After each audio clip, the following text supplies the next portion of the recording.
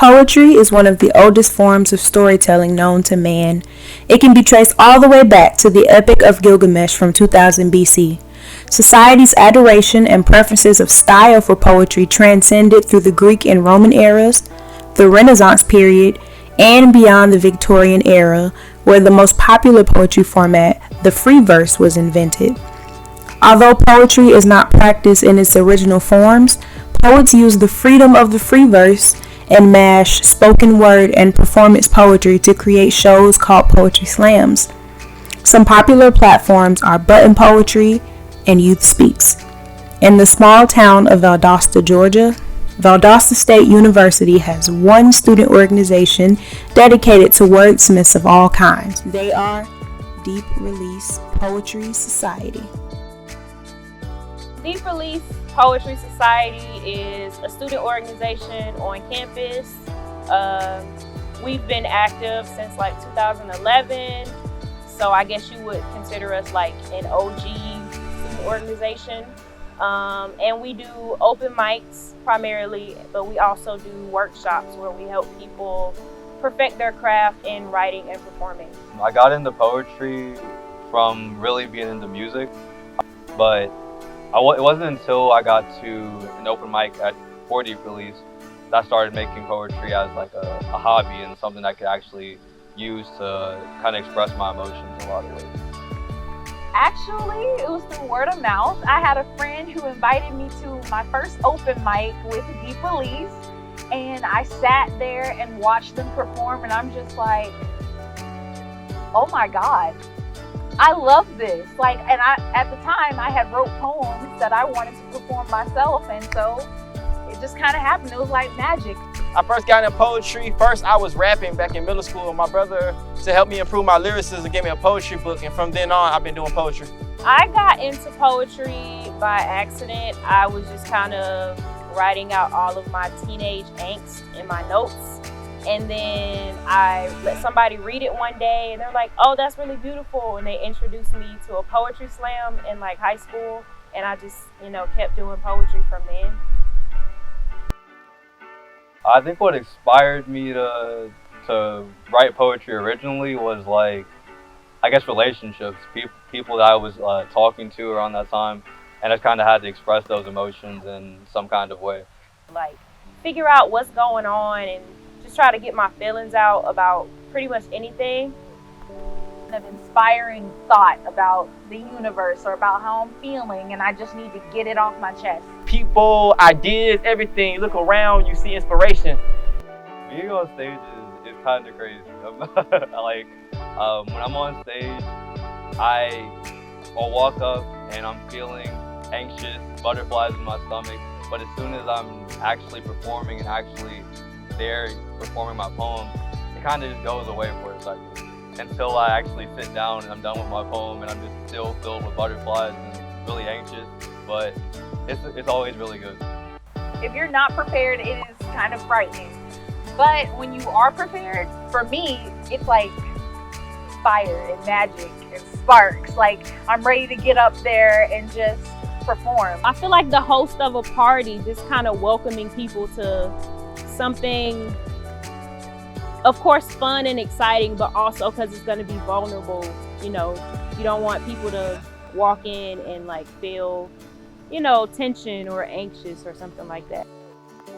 Poetry affects my life in a lot of different ways, honestly. Honestly, it's still helping with music. It's helping with me being an editor of the OJDAC. It's really been just a blessing in disguise in a lot of ways. It has been my go-to anytime I'm feeling down, anytime I'm feeling inspired. I want to write it out. I want to document it. So it's my outlet. It's really a big part of my life. I feel like everything I do, in a sense, is poetry. Poetry is revolving motion, and that's my life. Use it as an escape to get away from stress or sadness, or really just dive into whatever I'm feeling. People still love poetry today because it inspires them. Poetry is the essence of all music. Poetry is storytelling. See that change and to see that their growth as individuals. Connect with the world around you. Understand themselves. Tell their story. and express their art. that's how you gain information. And really understand the world that's around them.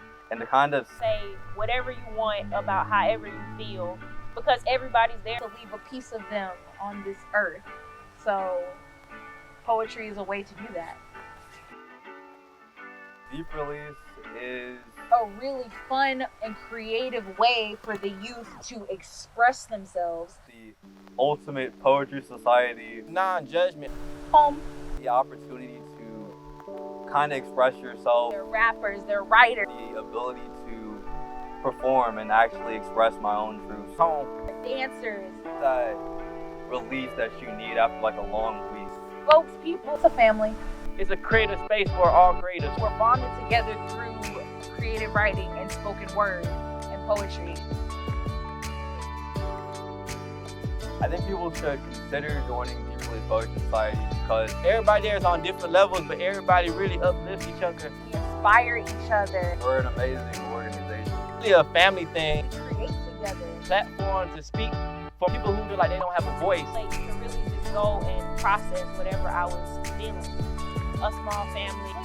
It really helps you in improving your craft.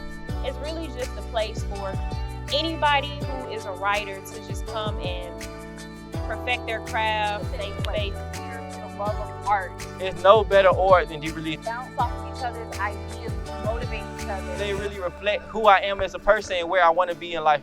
Telling stories together. You get to be by more dope people. They're all different, but they're all connected. it's a vulnerable platform. We get together like outside of our events and other things that we have planned for the organization, and we just hang out with each other and have a good time. Power of this death note, I'll bring hope to the hopeless. I'll be the God and creator of this new world, the savior of those who hurt. They'll call me Kira, they'll call me Killer, but who cares? When the world was dying, I tried to save them. They'll thank me later after I've written everyone's name in this cursed notebook that must receive an ending. I'll be the solo in this new world of my creation. Once they're all gone, I'll write my own name in the death note. Keyshawn Everett. Because sometimes I'd rather be dead than alone. It's called It's Hard for Me to Say This. It's hard for me to say this when I look into your eyes and know you've hurt me. Even though you caused me pain and pleasure. You've been my shoulder to cry on, and I've been one for you. You have been my best enemy, but my closest friend. I think I might have kept my enemies too close because I let you lay on my warm heart knowing yours was ice cold. It's been getting harder for me to say this. We used to laugh and play all the time. Now it's petty arguments and long periods of not talking. It was a period of us hating each other, not apologizing and acting like nothing happened.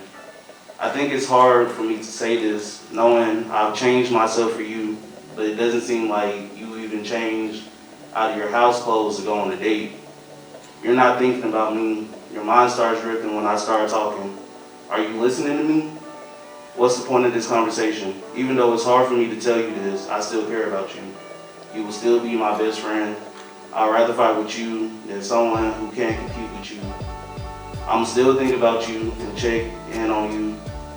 If you need something, I'm gonna try to get it, even after a lot of contemplation. I think I can finally say it. I love you. As the sky fades yellow and then navy, I lay there waiting for you to breathe, waiting for you to blink or shed a tear, for you to do anything as a sign of life. I anticipated a furrow in your brow, a twitch above your lip, scratching your head, a sigh, a release of something, anything as a sign of life. As God gave Adam, I breathed into your mouth, pumped your chest against your resistance to it, caressed the skin over your slowing heart, and sang lullabies of solace to ease your ascension. When I saw your eyes darken to rest, and those soulless holes stared back at me, it took the twinkling stars for me to realize I'd made you the sun, and the navy fading to yellow, to realize you were just a star. Smile. They like it when you smile, it's disarming. They like it when your fluctuations play hopscotch, they think it's cute and charming. Smile because it makes you look friendly, approachable. It tells them that you're listening, that you're coachable, controllable. They truly think their corporation is socially responsible just because they recycle, yet you're the one who's disposable. Reduce, reuse, and recycle through their tire training guides. Oh, sorry. Smile. Turn that frown face down and use it as a disguise. Learn not to reply, comply, compromise. Compromise your pride until the point where there's tears in your eyes. I really hope they don't look me in my eyes because if looks could kill, it'd be a fucking genocide. So smile. Smile because you're actually sick to your stomach. And hold it. I don't have COVID, but I don't feel safe from it. These maskless zombies mask their concern like no one has died from it. Smile, damn it, because they're pushing your nerves uphill to the summit. Careless shoppers, barefaced, influencing aisle hoppers. I got patience like an avalanche waiting to plummet. Speak up. And maybe it's just my menstrual, but at this point it feels like it's my mental. Cause I know I had to be out of my mind to go ahead and sign my initial on that dotted line. Fuck! Smile! Smile like the puppet you actually are. No longer woman or man, you're the face of the brand, you're a star. Smile and smile hard. Smile long so they can see that smile from afar. Smile from the stock room to the break room to the restroom to the car. And when master tugs on your strings, you either dance like a marionette or you sing like a guitar. So fucking smile. Smile because it's your most prioritized task. Put aside your personal conflictions and just do what they ask. Turn the other cheek, act meek, and throw yourself at their feet. Keep quiet under your mask because you don't get a turn to speak. So smile. Smile when you clock in. Do whatever it takes to keep your jaw on lock and your jaw locked in, and your jaw locked in. They don't see you, they won't hear you, so abandon those chances before you walk in. And remember to smile before you clock in.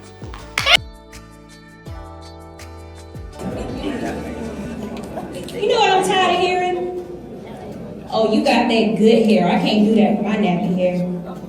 Sister, if I told you that your hair was royalty, would you believe me? Your hair once belonged to queens and was topped with golden crowns. What if I told you that you had to cover your hair because somebody was insecure? That's right, girl. By law, we had to cover our hair because white women felt that we were attracting too much attention. Now, I know you know about assimilation. You remember all those years we had to get our hair permed? That came from long years of white pressure and white forces in TVs and magazines and books and everywhere else they perpetuated white supremacy. And guess what? That's why you think nappy is bad. That's why you think your hair is somehow a worse grade when you look at mine. But it's not. If anything, it's the most divine. Since before I go, I have one more message that you need to carry with you for as long as you live.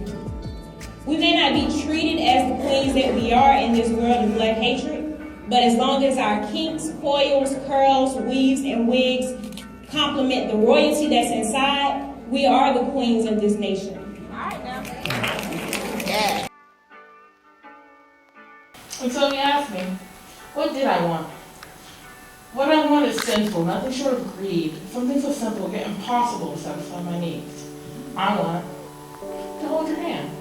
Have your fingers intertwined with mine for as long as you'll give me. I want to be able to sit on the couch and watch a movie until I decide to watch us instead. I want to be able to go on a long car ride to nowhere.